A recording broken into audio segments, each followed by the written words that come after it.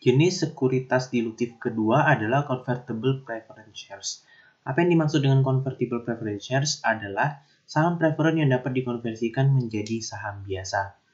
Nah, di sini dijelaskan bahwa convertible preference shares itu mengandung opsi bagi si pemegang saham untuk mengkonversikan saham preference-nya menjadi nilai tetap satu ordinary shares. Convertible preference shares itu dilaporkan sebagai ekuitas, dan ketika preference shares itu dikonversi atau di-repurchase atau dilunasi, itu tidak ada pengakuan gain atau loss, melainkan dimasukkan ke dalam retained earning. Untuk lebih lengkapnya kita akan coba lihat slide selanjutnya. Nah, misalkan Morse itu menerbitkan 1000 convertible preference shares dengan par value 1 euro per saham. Nah, maka sementara itu saham itu diterbitkan pada nilai 200 euro per share. Maka jurnal untuk mencatat transaksi ini adalah sebagai berikut.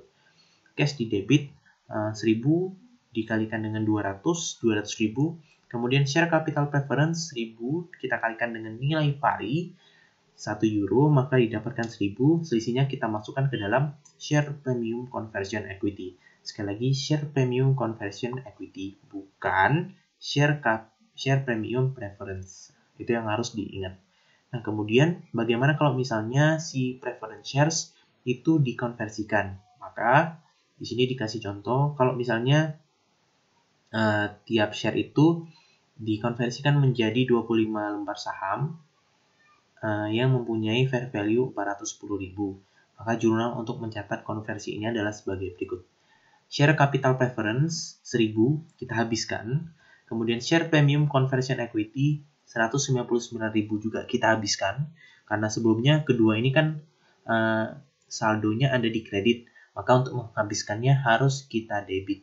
Kemudian share capital ordinary kita kredit sesuai dengan perhitungan. Jadi 1000 mewakili jumlah lembar saham preferen. Kita kalikan dengan 25. Kenapa? Karena bisa dikonversikan menjadi 25 lembar saham biasa dengan nilai pari 2 euro. Maka dari perhitungan ini didapatkan share capital ordinary 50.000. Kemudian kita kredit share premium ordinary 150.000.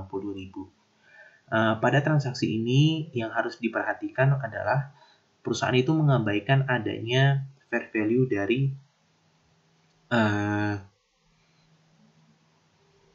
share capital preference convertible.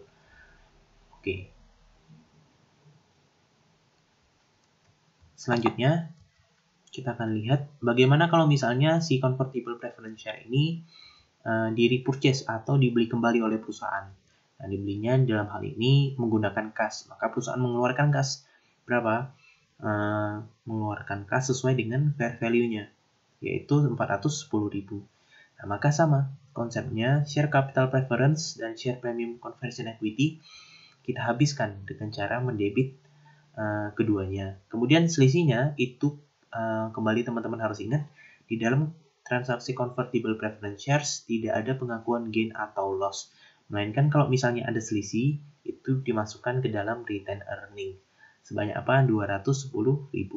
Selisih dari 410.000 dengan 200.000. Nih, any excess paid above the book value of the convertible preference shares is often debit to retained earnings.